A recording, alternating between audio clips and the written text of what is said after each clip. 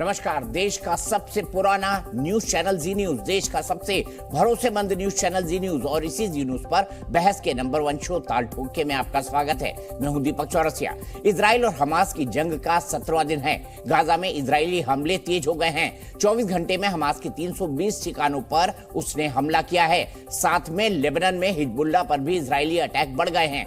ऐसा दावा है कि बीते 24 घंटों में गाजा में 400 से ज्यादा मौत हो चुकी है। कुल मिलाकर 17 दिन की लड़ाई में मौत का आंकड़ा 6000 के पार जा चुका है। एक तरफ जंग है तो दूसरी तरफ फिलिस्तीनियों के लिए मदद का हाथ भी बढ़ा रही है भारत सरकार। भारत ने भी कल मदद भेजी थी। गाजियाबाद के हिंडन एयरबेस से सेना का ग्लोब मास्टर अनाज दवाएं लेकर कल रवाना हुआ था। ये तो जंग का अपडेट है। अब बात करते हैं उस सेलेक्टिव पॉलिटिक्स की जो इस जंग के नाम पर हमारे यहाँ हो रही है। जंग इजराइल और हमास के बीच भी हो रही है, लेकिन तीन तिकड़ में हमारे यहाँ हो रही है कि इस युद्ध में अपना वोट प्रॉफिट कैसे निकाले। आज शाम को हैदराबाद में ऑल इंडिया मजलिसे इत्तेहादुल मुस्लिमीन यानी AIMIM का बड़ा जलसा होने जा रहा है। इसमें असदुद्दीन ओवैसी एक लंबी तकरीर करेंगे, लोगों को बताएंगे कि इजराइल कितना जालिम है और फिलिस्तीन कितना बेचारा है।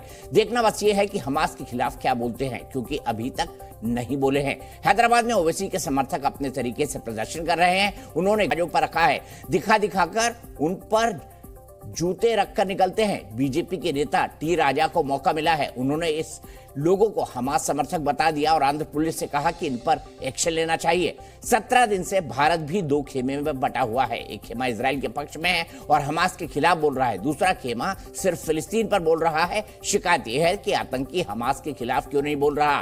पोस्टर बैनर लेकर प्रदर्शन भी बड़े सिलेक्टिव टाइप के हो रहे हैं। ट्वीट भी बड़े नप्पे तुले किए जा रहे हैं। इसी पर आज की बहस करेंगे और जानेंगे कि हमास को लेकर मजहबी सन्नाटा क्यों है। ये भी जानेंगे कि सिर्फ फिलिस्तीन की रट पकड़ने से आने वाले चुनाव में सच में कोई वोट प्रॉफिट है क्या। तो इसी पर बात करेंगे। हमास पर मजहबी सन्नाटा कौन, क्या ओवैसी साहब जाएंगे फिलिस्तीन की तरफ से युद्ध लड़ने के लिए। इसी पर बात करने के लिए मेरे साथ कौन कौन जुड़ गए हैं। मेरे साथ भारतीय जनता पार्टी के राष्ट्रीय प्रवक्ता शहजाद पूनावाला जी हैं। मेरे साथ पॉलिटिकल एनालिस्ट के तौर पर और लेखक संगीत रागी जी हैं। मेरे साथ AIMIM नेता दानिश कुरैशी जी हैं। मेरे साथ मौलाना मुफ्ती नदीमुद्दीन हैं, अध्यक्ष है ऑल इंडिया उलेमा काउंसिल के। और मेरे साथ NC के लीडर मुजफ्फर खान साहब हैं, वरिष्ठ वकील भी हैं। मैं आपको ये भी बता दूं, सुप्रीम कोर्ट में वरिष्ठ वकील है। शुरुआत दानिश भाई आपसे करता हूं। हेमंत विश्व शर्मा कह रहे हैं कि चले जाए ओवैसी साहब, तकरीर काहे को कर रहे हैं हैदराबाद में, जाए वहां पे हमास की तरफ से गाजा पट्टी से लड़े, इजराइल के हमलों का जवाब दें। ये तो सर उम्मा कहता है ना, इस्लामिक ब्रदरहुड यही कहता है ना कि एक मुसलमान जहां पर लड़ रहा हो, दुनिया के दूसरे मुसलमान का उसको साथ देना चाहिए। तो जाए ना ओवैसी साहब। दानिश भाई आप भी जाइए, मैं आपका टिकट करवा देता हूं कॉम्प्लीमेंट्री। भारतीय जनता पार्टी के जो प्रदेश के वो हैं, मुखिया हैं, वो कम से कम अपने इलाके के अंदर में जो मणिपुर में जो हो रहा है उस पर ध्यान दे के अपना काम खत्म कर लें, बजाय वहां की चिंता करने के। मणिपुर पे ध्यान दीजिए ना, ओवैसी साहब मणिपुर पे तकरीर करें, फिलिस्तीन पे क्यों कर रहे हैं। सुनिए, अरे मणिपुर पे तो हमने, सुनिए, मणिपुर पे तो जितना हमने बोला है प्रधानमंत्री जी तो बोल ही नहीं पाए। अभी पूछेंगे तो देख, अभी सारा सब कुछ निकाल के लेके आ जाएंगे। शहजाद भाई बैठे हैं कि भाई इस पर इन्होंने ये ट्वीट नहीं किया, वो ट्वीट नहीं किया। जब हम पूछते हैं कि प्रधानमंत्री ने क्यों ट्वीट नहीं किया तो उसका जवाब नहीं है उनके पास। तो इनकी परेशानी क्या है, सिलेक्टिव प्रॉब्लम है उनका। और मुझे लगता है कि एक प्रकार से ग्रसित और पीड़ित लोग हैं। ठीक है, खैर उनको मैं तो दुआ करता हूं कि अल्लाह उनको भी सही समझ दे। ठीक है, जो अमन अमान कायम हो सारी दुनिया में। ये भी दुआ कर दीजिए हमास को भी सही समझ दे, 1400 लोगों को ना मारे एक साथ। वो हमास वालों के लिए बोल दीजिए। बिल्कुल, सबको हमने कहा, सारी दुनिया को, सारे एलियन तो है नहीं वो, समझिए आप जिनकी बात करें, एलियन तो है नहीं। हमने कहा सारी दुनिया को। अब आपका प्रॉब्लम क्या है, क्या भारतीय जनता पार्टी के प्रवक्ता हो जाते हैं। दीपक भाई, परेशानी ये है कि आप भारतीय जनता पार्टी के प्रवक्ता हो जाते हैं। मैंने जब ये कहा कि सारी दुनिया की सलाह समझ दे, तो मुझे ये बता दीजिए कि क्या वो एलियन है। क्या दिक्कत है दानिश कुरैशी साहब, कवर फायर क्यों दे रहे हैं हमास को। अरे भाई, हमें बोल दीजिए हमास मुर्दाबाद। देखिए, हमें किसी से कोई दिक्कत, सुनिए, देखिए हमें किसी से कोई दिक्कत नहीं है। हमने तो कह दिया कि पैलेस्टाइन जिंदाबाद और वहां जो लोगों के साथ हमास मुर्दाबाद भी बोलिए ना, जिसने 1400 को मार दिया। एक तरफा क्यों बोलते हैं, सेलेक्टिव क्यों बोलते हैं। फलस्तीन के लिए सरकार ने कह दिया। आप क्या चाहते हैं कि सरकार के मुखालिफ हम बोले।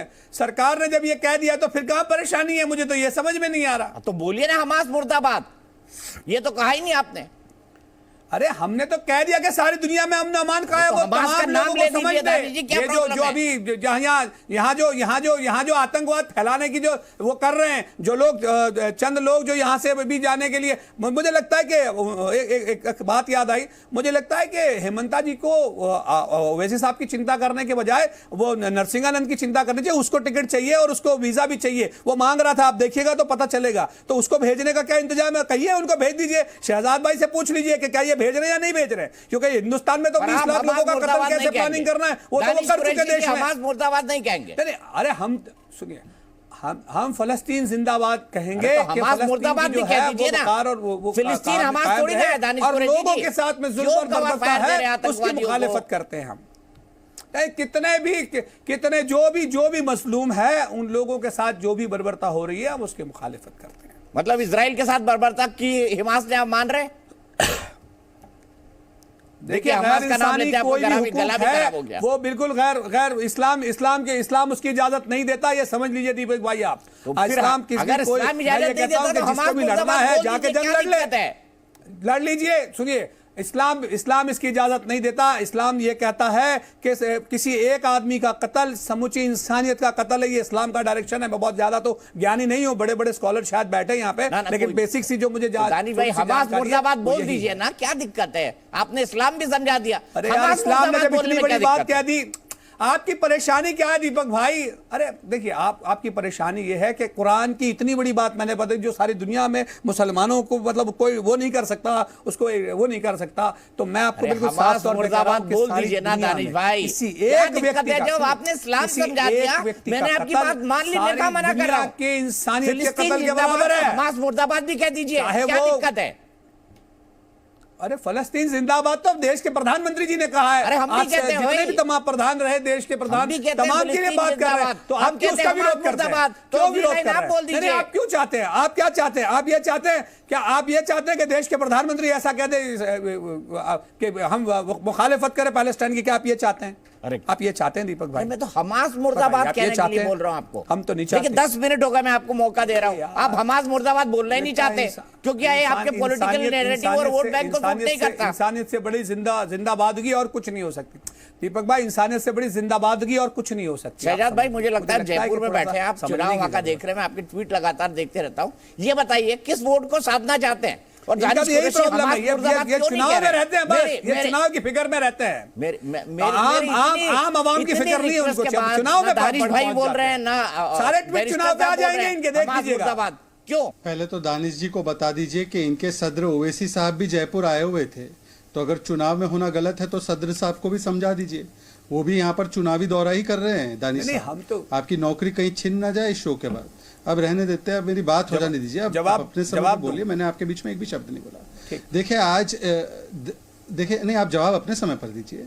देखिए, मुझे तो बड़ी हैरत हो रही है, एमआईएम के नेताओं ने अभी हाल ही में एक छोटे से कुत्ते का नाम नूरी रखा गया। कांग्रेस ने अपने माताजी को, कांग्रेस के नेता ने कुत्ता दिया तो नूरी रखा था, तो इन्होंने एफआईआर और कंप्लेंट कर दी कि ये देखिए इस्लामिक नाम इस्तेमाल किया गया है कुत्ते के लिए, इन्हीं के नेता ने। पर हमास, जिसको ये खुद ने कहा कि ये अन इस्लामिक है, वो इस प्रकार से इस्लाम के नाम पर ये सारे अत्याचार कर रहा है, तो एमआईएम के लोग उसका खंडन भी नहीं कर पा रहे। अरे मुझे लगा कम से कम आज दानिश साहब बोलेंगे कि हम सभी लोग मिलकर इसके खिलाफ फतवा जारी करेंगे, पर यहां पर तो हमास की तुलना पैलेस्टाइन से करने लगे। दानिश साहब, पैलेस्टाइन जो है वेस्ट बैंक और गाजा दोनों में है। वेस्ट बैंक से हमास को बाहर कर दिया गया है, और जब 2006 में वेस्ट बैंक नहीं गाजा में हमास आया, तब उसने किस प्रकार से पैलेस्टीनियन अथॉरिटी के लोगों को मारने का काम किया, ये ऑन रिकॉर्ड है। तो क्या आप कह रहे हैं कि पूरा फिलिस्तीन जो है, जिसको हमने अभी 2 दिन पहले एड भी भेजा है, क्या वो पूरा का पूरा हमास है? और मुझे बताइए, यदि आपकी संवेदनाएं फिलिस्तीन के साथ है, तो 7 अक्टूबर की घटनाक्रम जो कि एक आतंकी हमला था, उसके बाद आपने तो लगातार बोला, पर उससे पहले कभी भी फिलिस्तीन के कॉज को लेकर आपने कभी कोई स्टेटमेंट जारी किया? ओवैसी साहब ने कभी कोई ट्वीट किया? तो दिखा दीजिए, नहीं दिखा पाएंगे। इसका मतलब क्या है कि केवल फिलिस्तीन बहाना है दीपक भाई, जवाब दूंगा मैं, बचा में आना, और इनसे तो यही अपेक्षा है। एमआईएम के लोगों ने, अरे बीच में मत बोलिए ना, पहले अपना सवाल तो सुन लीजिए। पहले भी याकूब मेमन की पैरवी करना, अफजल गुरु की पैरवी करना, पीएफआई की पैरवी करना, समाजवादी पार्टी की नेता आती है और कहती है कि जो हमास ने किया है वो जायज है।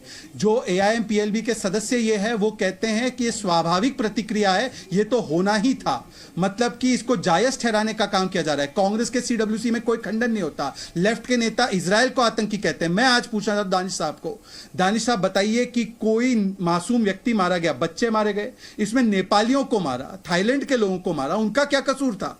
तो आज बताइए यदि हमास ने जो किया है वो इस्लाम के खिलाफ है तो अभी तक कोई फतवा जारी क्यों नहीं हुआ है उनके खिलाफ? इसका जवाब दीजिए। क्योंकि ये वोट बैंक की पॉलिटिक्स है और वोट बैंक की पॉलिटिक्स के चलते आपने तमाम आतंकियों की हमेशा पैरवी की है। ठीक है दानिश कुरैशी जी, अब तो बोल दिया हमास मुर्दाबाद। आप कह रहे हैं कि जो उन्होंने किया वो गैर इस्लामिक, तो बोल दीजिए हमास मुर्दाबाद। नहीं सुनिए, अच्छा सुनिए, देखिए दिक्कत क्या है कि दरअसल शहजाद भाई जो है उनकी परेशानी ये है कि ये कहीं पे भी कुछ भी बोलते हैं और उसके बाद उन्हें याद नहीं रहता। दरअसल मैं तो ना कोई मुफ्ती हूँ, ना कारी हूँ, ना हाफिज हूँ, ना आलिम हूँ, ना मेरा काम है फतवा देना। फिर भी वो उम्मीद यही करते हैं कि भाई MIM की तरफ से दानिश कुरैशी जो फतवा जारी कर दे। तो मुझे लगता है कि शायद इसको सुधार कर नंबर की बात, इस्लामिक नाम नहीं है, ये केस आप ही लोगों ने किया है। देखिए बीच इंटरप्ट मत करिए शहजाद भाई, आप अब मैं खामोश था तो अब इंटरप्ट मत करिए, मेरा अपने टाइम पे बोलिएगा। सुनिए दूसरा मैं बताऊं आपको, आपने राजस्थान की बात की, अरे सुन लीजिए, सुन तो लीजिए। अब सवाल यह है कि आपने सवाल किया राजस्थान का कि ओवैसी साहब भी गए हुए हैं। बिल्कुल ओवैसी साहब गए हुए हैं, लेकिन ओवैसी साहब मणिपुर पे भी इतनी शिद्दत के साथ बात की थी जितना मोदी जी नहीं बोले। कब तक नहीं बोले?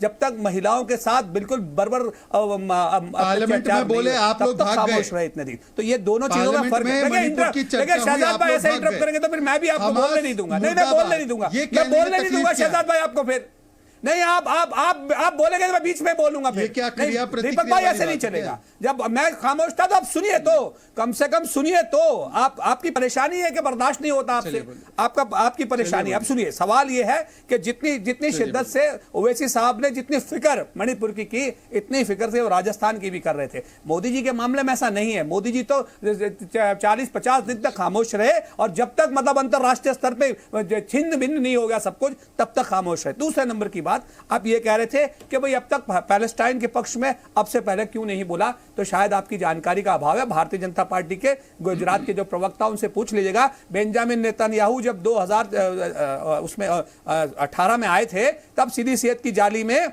बेंजामिन नेतन्याहू आए थे, तब दानिश कुरैशी को बिल्कुल डिटेन कर लिया गया था। जब तक वो पूरा दिन यहां थे तब तक डिटेन करके रखा था। तो आप देखिए कि हमने तो फलस्तीन के पक्ष में हमेशा से बात रखी है। अब आपके पास जानकारी का अभाव है तो हम क्या कर सकते हैं। तीसरे नंबर की और आखिरी बात यह है कि भारतीय जनता पार्टी सिर्फ और सिर्फ राजनीति से मकसद रखती है। ना उनको फलस्तीन से कुछ हमदर्दी है, ना मुझे लगता है कि इजराइल से कुछ हमदर्दी है। वो सिर्फ अपनी राजनीतिक रोटियां सेकना चाहते हैं, इससे विशेष और कुछ भी नहीं है। क्योंकि अगर बात आप कर रहे हैं तो मुझे यह लगता है कि भारतीय जनता पार्टी के आप बिल्कुल सैकड़ों ट्विटर हैंडल आप देख सकते हैं जो आखिर पहले दिन की जो घटना है उस पर तो बात करते हैं, लेकिन उसके बाद जो बर्बरता हो रही है आम बच्चों की, महिलाओं की, और जिस तरह से अटैक हुआ इस पे हॉस्पिटल पे, इस पर वो उनकी खामोशी कहीं ना कहीं बिल्कुल पीरियड ऑफ साइलेंट है। चलिए इन चीजों को आप देखेंगे तो आपको समझ में आ जाएगा कि हमास मुर्दाबाद तो कह दीजिए।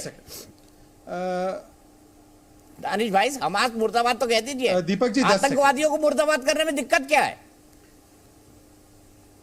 अरे हमें कोई दिक्कत किसी से कुछ नहीं है। हम तो बोल दीजिए ना दानिश भाई, बोल दीजिए हमास मुर्दाबाद। अरे कह दिया हमने, कितनी बार कह दिया। आप एक्चुअली में वही आप जिस तरह भारतीय जनता पार्टी की राजनीति करते हैं ना, मुझे लगता है कि ये चीज अच्छी नहीं है। दीपक भाई आप बड़े संजीदा और बड़े अच्छे एंकर हैं, मैं आपको पसंद भी करता हूं, लेकिन कई बार ऐसा लगता है कि भारतीय जनता पार्टी के प्रवक्ता बनने की होड़ में शहजाद भाई को भी आप तो पीछे छोड़ देते हैं, ऐसा लगता है मुझे। बस हमास मुर्दाबाद बोल दीजिए आप। दीपक जी 10 सेकंड। हमने तो कह दिया, अब आपको समझ में नहीं आता तो बार फिर से कह दीजिए ना दानिश भाई। हमने तो यहां तक कह दिया कि इंसानियत, सॉरी सारी दुनिया में इंसानियत के लिए जो कुरान का डायरेक्शन है वो बिल्कुल साफ है कि किसी एक, इसीलिए तो कह रहा हूं कुरान में लिखा, आप खुद बता रहे हैं हमास मुर्दाबाद बोल दीजिए। अगर ये समझ में नहीं आता ना दीपक भाई आपको या शहजाद भाई को, तो मुझे लगता है कि फिर कुछ समझ में नहीं आना। हम तो ना समझे सर, आप तो हमास मुर्दाबाद बोल दीजिए। अरे हम तो बिल्कुल कम कद्दो कामत के लोग हैं। क्या अटकने लगे दानिश भाई? अब बार शहजाद भाई मुझे पूछ रहे थे कि फतवा कब देंगे फतवा। अरे फतवा देना मेरा काम है, बताइए फतवा देना मेरा काम है। शहजाद भाई दे सकते हैं, मैं तो नहीं दे सकता।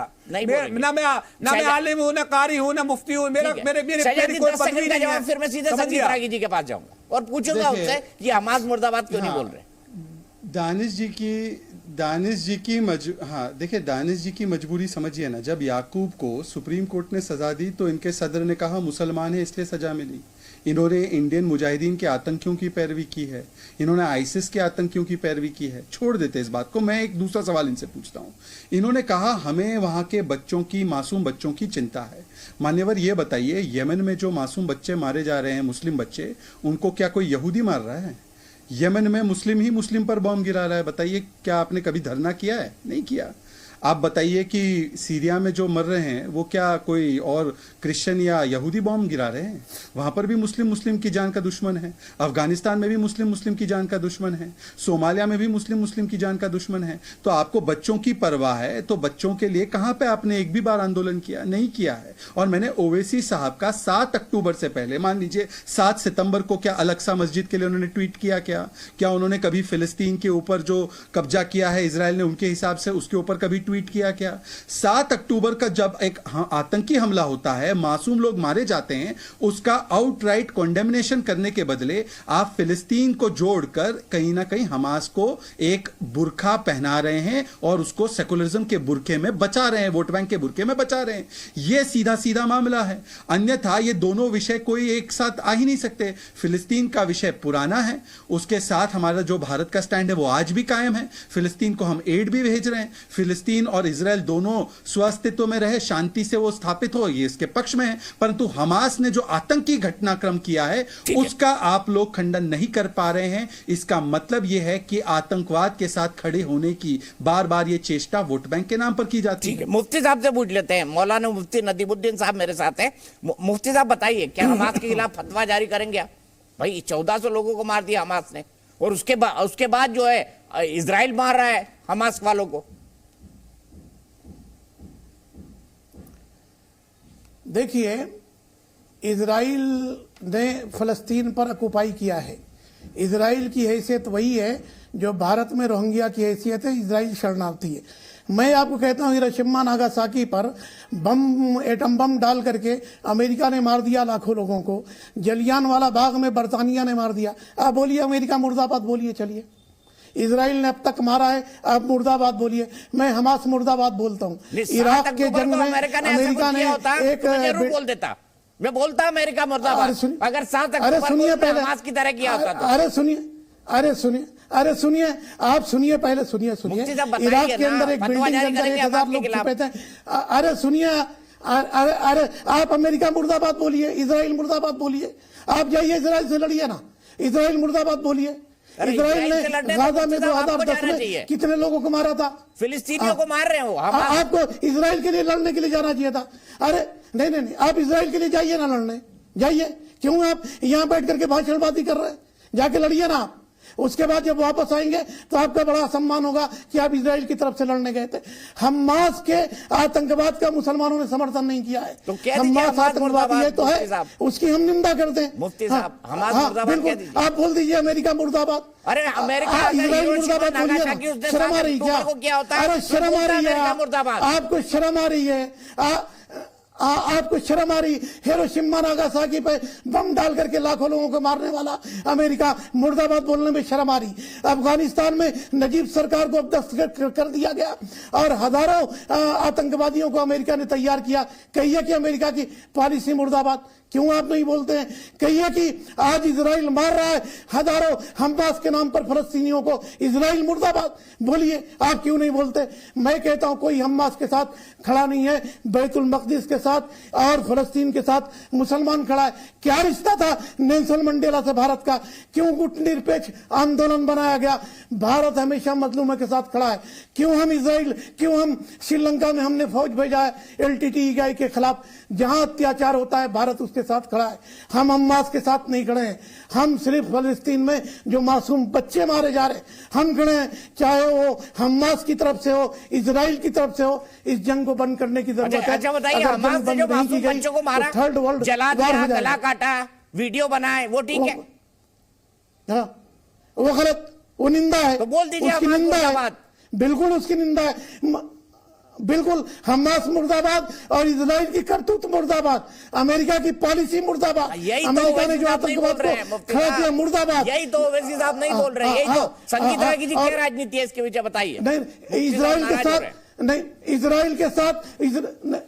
इजराइल के अत्याचार के साथ जो खड़ा है वो भी मुर्दाबाद है, उसकी सोच भी मुर्दाबाद है। मैं कहने के लिए तैयार हूं, आप भी कहिए ना, बड़ा समझ में आएगा कि आप क्या कहना चाह रहे हैं। मैं कहता हूं कि फलस्तीनी देखिए दीपक जी, एक हम राष्ट्रवाद में एक चीज पढ़ाते हैं, थियरी ऑफ एंटाइटलमेंट। ये जमीन हमारे बाप दादों और पुरखों की जमीन थी, जैसे बांग्लादेश पाकिस्तान का हिस्सा हमारे पुरखों की जमीन थी, वहाँ इस्लाम के मानने वालों का आज कब्जा है।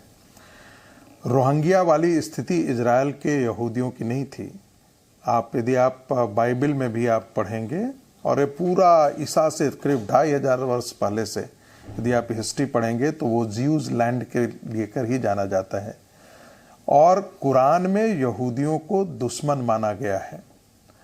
अब आप पूछते हैं ना कि इनका क्या रिश्ता है। आपने अक्सर वो नारे सुना होगा, आपने लखनऊ, कलकत्ता, ये सब नारे आपने सुने हैं फिलिस्तीन झगड़े के बाद, तेरा मेरा रिश्ता क्या, ला इलाहा इल्लल्लाह। तो ये पैन इस्लाम है जो इस्लाम के नाम पर एकजुट होते हैं। अब रही बात ऐसा क्यों करते हैं, भारत की राजनीति में ऐसा क्यों हो रहा है, तो नेहरू से समय से ही ये चला रहा है। नेहरू इजराइल को मान्यता नहीं देना चाहते थे, श्रीमती गांधी की सरकार रही, कांग्रेस पार्टी की सरकार रही, मुसलमानों को उन्होंने, गांधी और नेहरू परिवार ने और कांग्रेस पार्टी ने एक वोट बैंक के रूप में प्रयोग किया। उनको लगा कि चूंकि ऐसा होता है, यदि हम इजराइल के साथ संबंध जोड़ते हैं तो अरब के मुसलमान नाराज हो जाएंगे, इसलिए हमने उनसे दोस्ती नहीं की, और हमको लगा कि इससे भारत के भी मुसलमान नाराज हो जाएंगे। तो यही कारण है कि इजराइल के साथ संबंधों को उस नजरिए से देखा गया, और भारत के मुसलमानों को पैन इस्लाम से कांग्रेस पार्टी ने आजादी के पश्चात भी जोड़े रखा। आज उसी का नतीजा है कि आपके यहाँ आप देखते हैं कि आप फलस्तीन और इजराइल, ये दो लोगों के बीच का मामला है। कई लोग वहां भी कहते हैं कि इनका डीएनए एक है, लेकिन सुदूर भारत में भारत के मुसलमान उनके लिए लड़ें, उनके लिए हिंदुओं के खिलाफ खड़े हो जाएं और इस प्रकार के उलूल जुलूल नारे लगाएं, ये तो सोचने की बात, मैंने हैरानी होती है। यानी कि धर्मांतरण जो है, वो जो सावरकर जी कहते थे और जिसे विवेकानंद जी ने भी कहा कि धर्म के बदलने के बाद राष्ट्रीय प्रवृत्तियों में भी बदलाव आता है। यह साफ साफ भारत के मुसलमान इसको सही बता रहे हैं, क्योंकि इजराइल, आप कहते हैं कि हम फलस्तीन के मामले पे, चूंकि वो हमारे भाई हैं, मानवता है, वो ऑक्युपायर हैं। अरे भाई, रोहिंग्या मुसलमानों को छोड़िए ना, उइगर मुसलमानों को क्या चाइना और जिनजियांग में क्या कर रहा है उनके साथ? अरे वहां पर वो मस्जिदों का शेप क्या होगा वो चाइना तय करता है। कुरान की व्याख्या क्या होगी चाइना तय करता है। मौलाना दाढ़ी रखेगा या नहीं रखेगा तय करता है, कटवा देता है सर, वो तो कटवा देता है। इस्लाम के एक भी शुरवा, एक बिल्कुल उनके घरों में अपने आर्मी पर्सनल को 6 महीने सोशलाइजेशन प्रोग्राम के नाम पर रखता है। उनके जो कार होती हैं उसमें सर्विलेंस टेक्नोलॉजी लगा दिया जाता है, कहां कहां ये मौलाना जा रहे हैं उसका सर्विलेंस रखो, रिकॉर्ड रखो, ये कहां जा रहे हैं। इसके बावजूद किसी इस्लामिक जगत के किसी मौलाना या किसी नेता की हैसियत नहीं है जो चाइना के खिलाफ और कहे कि इस्लाम के खिलाफ काम कर रहे हैं। भारत में इसलिए वो बोलते हैं क्योंकि भारत हिंदू सहिष्णु समाज रहा है और भारत के राजनेताओं ने, नॉन बीजेपी पॉलिटिकल पार्टीज ने इनको इसी रूप से बरगला करके रखा है, इसी से इनका मन बना करके रखा है। रेडिकलाइजेशन जो है जानबूझ करके भारतीय राजनीति ने इनको बढ़ाया है। ठीक है, मुफ्ती नदीमुद्दीन साहब, बड़ा सीधा सवाल है। आप जानते हैं 2006 से गाजा भी फ्री है, वेस्ट बैंक भी फ्री है। इजराइल जो है फिलिस्तीनियों को ये जमीन सौंप चुका है, और वेस्ट बैंक में मोहम्मद साहब, माफ कीजिएगा, पीएलओ का शासन है, और यहां पर हमास को चुना गया था, बाद में उसने इलेक्शन ही नहीं कराए। आपको पता है फिलिस्तीन फ्री है। पता नहीं हमारे आयशा वाले क्या झंडे लेके घूमते हैं, फ्री फिलिस्तीन। पता है मुफ्ती साहब?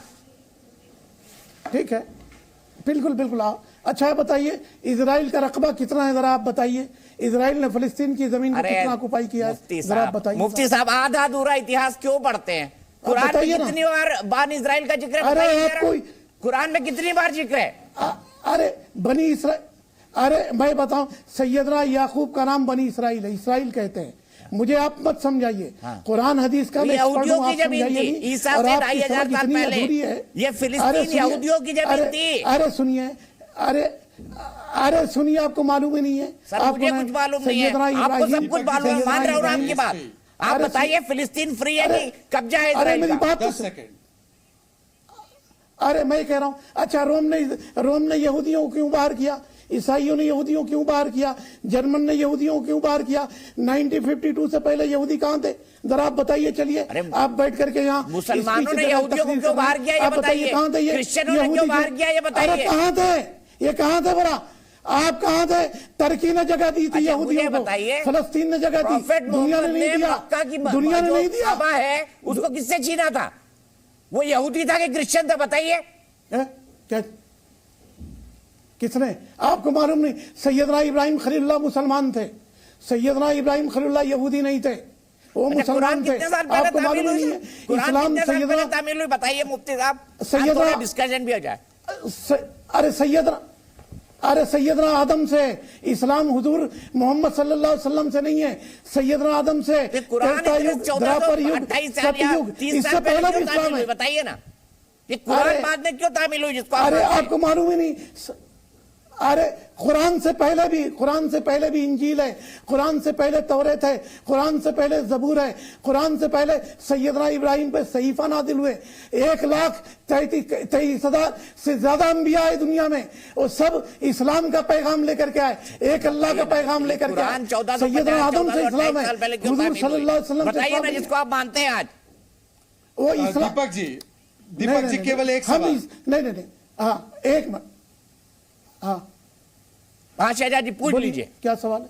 दीपक जी केवल एक सवाल इससे जुड़ा हुआ, एक सवाल। देखिए, क्योंकि अभी मौलाना साहब ने और एक और व्यक्ति बाकी है बोलना, तो मैं एक सवाल दोनों के लिए रखता हूं।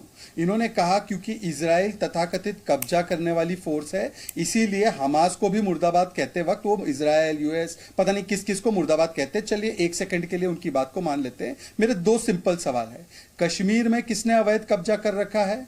अब एक बार ये एनसी के साथी बैठे हैं ना, मुजफ्फर खान, ये कहे पाकिस्तान मुर्दाबाद, और ये चीन ने भी कब्जा करके रखा है हमारी जमीन पर। और चीन तो क्या क्या कर रहा है मुसलमानों के साथ, अभी संगीत रागी जी ने विस्तृत रूप से बताया। एक बार चीन के दूतावास के खिलाफ कब जाएंगे ये लोग और कब बोलेंगे चीन मुर्दाबाद, जरा इसका भी टाइम टेबल। और आखिरी बात सुनिए, अरे मुफ्ती साहब बीच में मत रहिए, एनसी से सवाल है। आप कहाँ एनसी ज्वाइन कर दिए क्या? अब सुन लीजिए आखिरी बात। अरे बीच में एक करके नहीं कोई होगा। इजराइल ज्वाइन कर लिए क्या? लास्ट सवाल है, लास्ट सवाल सिर्फ इतना है। अरे भाई, नहीं, इजराइल नहीं, मैं आतंकवाद के खिलाफ जो भी है मैं उसको ज्वाइन कर रहा हूं। आप आतंकवादियों को ज्वाइन कर रहे हैं क्या? मैं भी हूं। अब सुन, मैं भी आतंकवाद के खिलाफ हूं। मैं केवल इतना पूछना चाहता हूं कि आप आतंकवाद ज्वाइन करें क्या? तो बोलिए फिर। हमास ने, अच्छा चलिए इसी पे पूछ लेता हूं। चलिए बहुत अच्छी बात है। हमास को आप इतना इफ एंड बट लगा के कंडेम करते हैं। नेपालियों को मारा उसने, भाई नेपाली ने कौन सा उसकी जमीन पे कब्जा किया हुआ है? थाईलैंड के लोगों ने ना कभी इंडियन मुजाहिदीन मुर्दाबाद निकलता है, ना अफजल गुरु मुर्दाबाद निकलता है, या याकूब मेमन मुर्दाबाद निकलता है। ये आतंकवाद के प्रति इतना आपका धर्म परिवर्तन किए हो है? अरे आपका दिल इतना धड़कता है के लिए? तुमसे सर्टिफिकेट, आतंकवाद का कोई धर्म नहीं होता। सुनो पहले, तुमसे सर्टिफिकेट लेने की जरूरत नहीं है। नया धर्म परिवर्तन किए हो। पाकिस्तान मुर्दाबाद, मैं कहता हूं कि चाइना मुर्दाबाद। तुमको हाँ, अरे सुनो आपसे नहीं कह रहा, एनसी के साथ ही बोले पाकिस्तान। अरे भगवादारी तुमसे ये मुजफ्फर खान बोले ना एक बार। हाँ, पाकिस्तान मुर्दाबाद के बाद ही चलते हैं। अरे मुजफ्फर खान को चूल्हे भाड़ में जाने दो, मुजफ्फर खान चूल्हे भाड़ में जाए। अरे चूल्हे भाड़ में मत भेजिए, हमारे गेस्ट नहीं है। अरे चूल्हे भाड़ में मत भेजिए मुफ्ती साहब, मुजफ्फर खान आप मौलाना है, मुफ्ती साहब मुफ्ती हैं, चूल्हे भाड़ में मत भेजिए मुजफ्फर खान साहब को, इस्लाम के खिलाफ हो जाए। जवाब दूं? जो अरे शहबाज को भेज रहा हूँ, शहबाज की सोच को भेज रहा हूँ मैं। कहूंगा मुर्दाबाद। हाँ, हम कंडेम्ड करेंगे अगर किसी मुल्क ने भी जुल्म ज्यादती की है। और फिलिस्तीन और इसराइल का जो मामला है वो आतंकवाद और अमन का मामला नहीं है भैया, वो एक ऑक्युपायर और ऑक्युपाइंग फोर्स का मामला है। ये बताइए मुजफ्फर खान साहब, वो वेस्ट बैंक में किसका शासन है? क्या वेस्ट बैंक जो जगह है जिसको फिलिस्तीन का एक टुकड़ा है, उस पर किसका शासन है वेस्ट बैंक में? फिलिस्तीन का है। बस तो फिर इजराइल को क्यों गाली निकालते हैं आप? फिलिस्तीन का शासन है वहां पर। तो भाई रकबा कितना कब्जा किया हुआ है, वो जंग आज की जंग नहीं है ये। 1947 में ये स्टार्ट हुई, 48 में यूनाइटेड नेशन ने 3000 साल पहले चले जाइए, किसकी जमीन थी है भाई? ये एक पॉलिटिकल मामला है मुजफ्फर खान साहब। 3000 साल पहले भी चले जाइए ना, यहूदी नहीं रहते थे। 3000 साल पहले हजरत दाऊद अलैहिस्सलाम का वहां था, वहां हैकल माना जाता है। और आपकी नॉलेज के लिए मैं ये भी बता दूं, जो मस्जिद अक्सा है वो तीनों मज़ाहिब के लिए उतनी ही मुक़द्दस है। अब आए लाइन पे, अब आए लाइन पे। आप तो तीनों कहां से हो गए सब? आप जब अरे यार पहले बोलने दिया करो दीपक भाई, पहले बोलने दिया करो। अच्छा, तीनों मज़ाहिब आपने बोल दिया ना वेस्ट बैंक पे फिलिस्तीन का कब्जा है। मैं कहता हूं आप 1948 से पहले ये तमाम एरिया जो था ये अरबों के पास था। वहां इजरायली जो थे आफ्टर वर्ल्ड वॉर फर्स्ट में जब उनको निकाला गया तो आकर यहूदियों की बस्ती वहां बसाई गई। देन उनको रिकॉग्नाइज किया गया यूनाइटेड नेशन ने, against the United nation law. उसके खिलाफ एक जंग है भाई। इसको आप हिंदू, मुसलमान, सिख, ईसाई, यहूदी का मत दे दो। ये कभी भी कोई मुल्क जो है वो मजहब के नाम पे नहीं बना। अगर मजहब के नाम कैसे बन गया तो बांग्लादेश ना बनता। पाकिस्तान कैसे बन गया मजहब के नाम पे? बात सुन लो। अरे भाई तो बांग्लादेश फिर कभी नहीं बनता, क्योंकि दोनों मुसलमान है। उन्होंने आपस में क्यों लड़ी जंग? ईरान और इराक की जंग 14 साल रही। क्यों रही बताइए ना। तब आप लोग किसके साथ खड़े थे? ईरान के साथ कि इराक के साथ? मैं उस वक्त भैया, मैं तो उस वक्त बच्चा था अभी। मैं ना ईरान के साथ था ना इराक के साथ था। आपने भी वही पढ़ा है 1948 में क्या हुआ? बात सुन लीजिए दीपक जी, आप पहले मेरी बात नहीं सुनते। आपको पता है ना वहाँ किंग प्रॉब्लम ये है कि का टेंपल है, फर्स्ट टेंपल ऑफ यहूदी, पता है ना आपको? You are more BJP than BJP. यही तो प्रॉब्लम है, बात नहीं करने देते आप किसी दूसरे को। अगर मजहब के नाम से मुल्क बनते ना तो फिर पाकिस्तान किस नाम पे बना मुजफ्फर खान साहब? अरे भाई तो आप मुझे ये जवाब दे दो, बांग्लादेश किस पर बना? बांग्लादेश तो पाकिस्तानियों ने जुल्म किए, क्योंकि कहीं भी आप जाइए। सीरिया में क्यों हो रही है? क्यों मुसलमानों के बच्चों को मारा जा रहा है? जवाब दो। सीरिया में क्यों मारा जा रहा है? सोमालिया में क्यों मारा जा रहा है? यमन में क्यों मारा जा रहा है? जवाब दो दीपक भाई। यार ये तो मैं आपसे पूछता हूँ कि भाई जवाब दीपक की जंग जो है वो मजहब के नाम पे नहीं है। 10 सेकंड मजहब के नाम पे मुल्क बन गया, उसका कोई केवल 10 सेकंड। हाँ, शहजादपुरा वाला जी 10 सेकंड ले लीजिए, फिर मैं आता हूँ। दीपक जी केवल 10 सेकंड। मुजफ्फर खान साहब ने पाकिस्तान मुर्दाबाद नहीं बोला। मुजफ्फर खान साहब, हाँ वो नहीं बोलेंगे, पर छोड़ दीजिए उस विषय को। एक और विषय उनके सामने रखना। मुजफ्फर खान साहब क्योंकि मेरा ऑडियो नहीं है। हाँ नहीं, आप नहीं बोलेंगे। आप इजराइल मुर्दाबाद बोलेंगे। आप तीसरे देश के मुद्दे में मुर्दाबाद जिंदाबाद करते रहेंगे अपने। मैं पॉलिसी। अरे भाई देखिए, ऐसा है दीपक जी, मेरा सवाल आ जाए क्योंकि मेरा ऑडियो लाइन थोड़ा सा यहाँ पर गड़बड़ है, थोड़ा सा एक सबकी ही गलत है। दीपक जी एक एक करके बात रख सकते हैं क्या? दीपक जी देखिए, दीपक जी अब मैं अपनी बात को रखना चाह रहा हूँ। दीपक जी थोड़ा सा मुझे बोलिए। आप ही का इंतजार कर रहे हैं, बार-बार उनको मौका दे रहे हैं। मैं चाइना मुर्दाबाद कहूंगा, मैं पाकिस्तान मुर्दाबाद कहूंगा। नहीं, ऑडियो लाइन बहुत खराब है, मुझे सुनाई नहीं दे रहा है यहाँ पे कौन बोल रहा है, इसीलिए खान साहब रुक जाइए। ऑडियो लाइन बहुत खराब है। पूनावाला जी बोलिए, फटाफट बोलिए। हाँ देखिए, ऐसा है क्योंकि देखिए दीपक जी इनको बोलिए कि लगभग कुछ 100 से अधिक हजार वर्ष लगभग पहले 7 बार जेनोसाइड करके कश्मीरी हिंदुओं को कश्मीर से नरसंहार करके निकाला गया और तब जाकर ऋषि कश्यप का कश्मीर वो एक प्रकार से मुस्लिम बहुल बना। तो फिर ऑक्यूपाइंग फोर्स क्या कहेंगे इसके इस संदर्भ में? और जब कश्मीरी पंडितों का नरसंहार किया गया और अगर वो वही रास्ता इख्तियार करे जिसकी पैरवी ये करते हैं हमास की, तो क्या वो उसको स्वीकारेंगे? क्या ये तरीका होता है?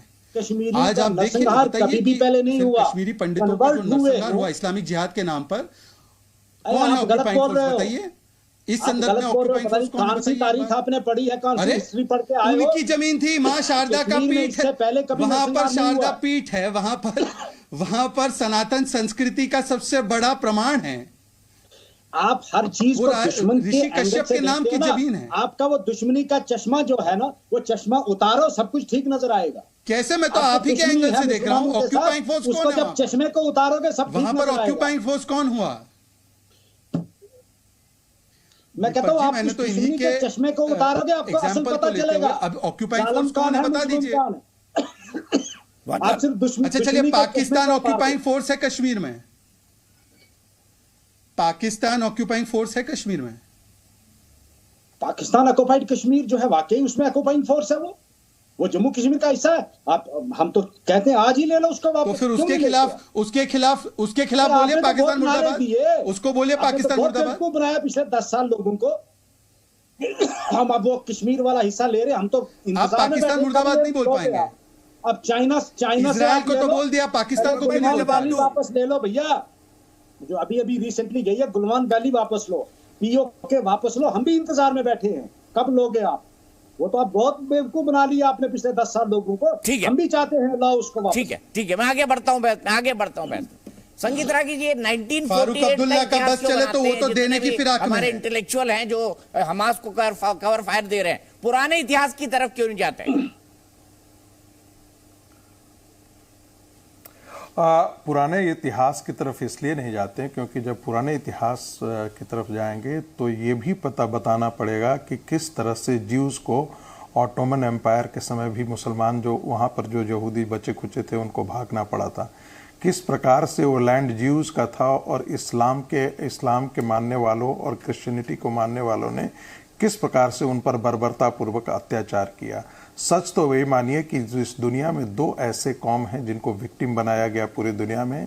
एक जो है वो यहूदी जो दर ठोकते खाते रहे, और दुर्भाग्य से इस्लाम जो है और क्रिश्चियनिटी अपने सारे धंधे, अपने सारे गोरख धंधे, अपने सारे बर्बरता के बावजूद भी इंडिया को वो इस्लामाइज और पूरी तरीके से क्रिश्चियनाइज नहीं कर पाई।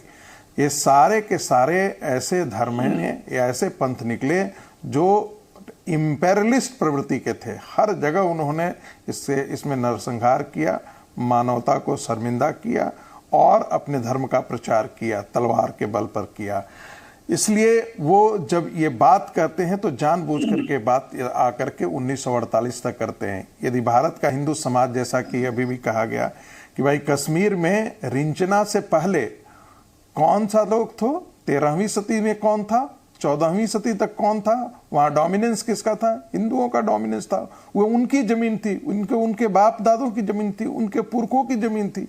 ये जो पाकिस्तान बना है वो किसकी जमीन थी? वो हिंदुओं के पुरखों की जमीन थी। बांग्लादेश जो बना है वो हिंदुओं के पुरखों की जमीन थी। यही बात तो हम कहते हैं, इसलिए तो कहते हैं कि भारत हिंदू राष्ट्र। ये हमारे हिंदू के बाप दादाओं, हमारे पुरखों की जमीन है, ये उन्हीं की सभ्यता है, ये उन्हीं की संस्कृति है। और जो बाहर से आए इस्लाम के मानने वालों ने और जो रक्तपात करके यहां पर इस्लाम को कबूल करवाया, उस संस्कृति से अब भारत की मूल संस्कृति को खतरा हो रहा है।